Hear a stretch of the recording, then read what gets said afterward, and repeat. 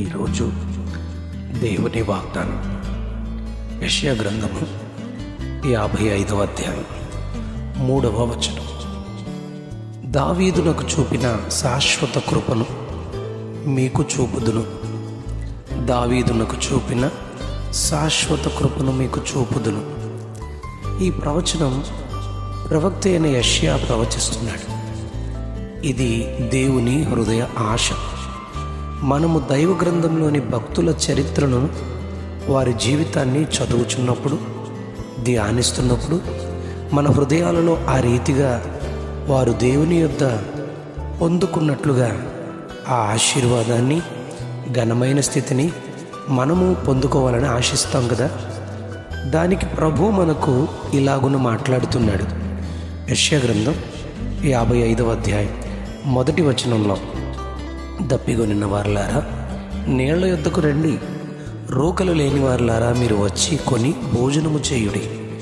రోకలు లేకపోయినను ఏమీయూ ఇయ్యకయే ద్రాక్షారసమును పాలను కొనండి. నా మాట జాగ్రత్తగా ఆలకించి మంచి పదార్థము భుజించుండి. మీ ప్రాణము సారమైన దాని యందు సుఖింపనీయండి.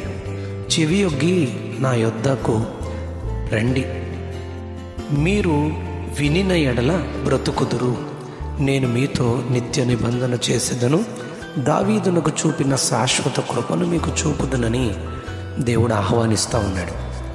దావీదునకు దేవుడు చూపిన శాశ్వత కృప ఏంటి? మనం అక్కడే వచనంలో చూస్తే 55వ అధ్యాయం 3వ వచనం యెషయా గ్రంథంలో 3 విషయాలు అక్కడ కనిపిస్తాయి.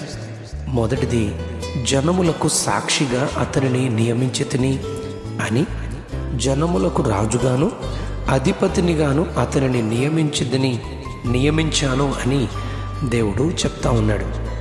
ఒకసారి జనములకు సాక్షిగా దేవుడు అతన్ని ఎలా నియమించాడో చూస్తే, కీర్తన గ్రంథం 78వ కీర్తన 70-71వ వచనాలు చూస్తే, తన దాసుడైన దావీదును కోరుకుని గొర్రెల దొడ్డిలో నుండి అతని పిలిపించెను.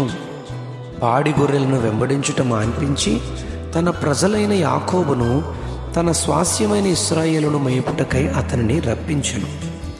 సమూయేలు గ్రంథం 1 సమూయేలు 16:1లో దేవుడు సమూయేలు ప్రవక్తతో ఇలా అంటున్నాడు, నీ కొమ్మును తైలముతో నింపు, బెత్లెహేమీయుడైన యెషయా యొద్దకు నిన్ను పంపిస్తాను.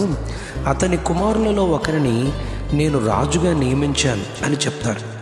సమూయేలు వెళ్ళి యెషయా కుమారుల్లో ఒక్కొక్కరిని చూసినప్పుడు దేవుడు వీరు కాదు, నేను రాజుగా ఎన్నుకున్నవారు అని చెప్పినప్పుడు 16వ అధ్యాయం 11వ వచనంలో సమూయేలు ఇలా అడుగుతున్నాడు యెషయాతో, నీ కుమారులందరూ ఇక్కడే ఉన్నారా అని అడుగగా, ఇంకనూ కడసారి వాడొకడు ఉన్నాడు, అయితే వాడు గొర్రెలను కాయుచున్నాడని చెప్తాడు.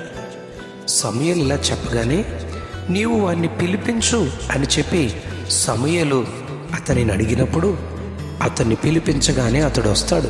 ఎవరో కాదు, దావీదు. వెంటనే సమూయేలుతో దేవుడు ఇలా మాట్లాడుతున్నాడు. దేవుడు చెప్తున్నాడు ఇలా, నేను కోరుకున్నవాడు ఇతడే అని చెప్పగానే సమూయేలు దావీదును అభిషేకిస్తాడు. తరువాత సౌలుకు బదులుగా దావీదును రాజుగా సింహాసనాన్ని దేవుడు అనుగ్రహిస్తాడు. ఇదే జనములకు సాక్షిగా అతనిని నియమించానని యెషయా గ్రంథం 55వ అధ్యాయం 4వ వచనంలో మనం చూస్తాం కదా. రెండవది, జనములకు రాజుగాను, మూడవది అధిపతినిగాను అతన్ని నియమించానని దేవుడు చెప్తున్నాడు. దావీదునకు చూపిన శాశ్వత కృపను గూర్చి మాట్లాడుతూ 1 రాజుల గ్రంథం 2వ అధ్యాయం 11వ వచనంలో, దావీదు ఇశ్రాయేలును ఏలిన కాలము 40 సంవత్సరాలు అని రాయబడింది. హెబ్రోనులో 7 సంవత్సరాలు, యెరూషలేములో 33 సంవత్సరాలు దావీదు రాజుగా పరిపాలించినట్టు రాయబడుతుంది. యెషయా గ్రంథం 1 అధ్యాయం 19వ వచనంలో ప్రభు అంటారు, మీరు సమ్మతించి నా మాట వినిన ఎడల మీరు భూమి యొక్క మంచి పదార్థములను అనుభవిస్తారని పిలుపునిస్తా ఉన్నాడు.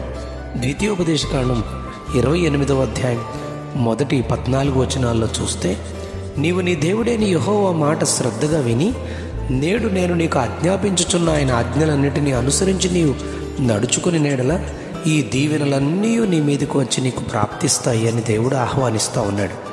యెషయా గ్రంథం 55వ అధ్యాయం 3వ వచనం ప్రకారం, మీరు వినిన ఎడల మీరు బ్రతుకుతురు, దావీదునకు చూపిన శాశ్వత కృపను మీకు చూపిస్తాను అనే వాగ్దానం మనమును ఆయన మాట వినిన వారముగా మన జీవితంలో పొందుకొని దేవునికి సాక్షులుగా ప్రభువు కొరకు ఈ భూమి మీద జీవించుదుము గాక. Amen, amen, amen.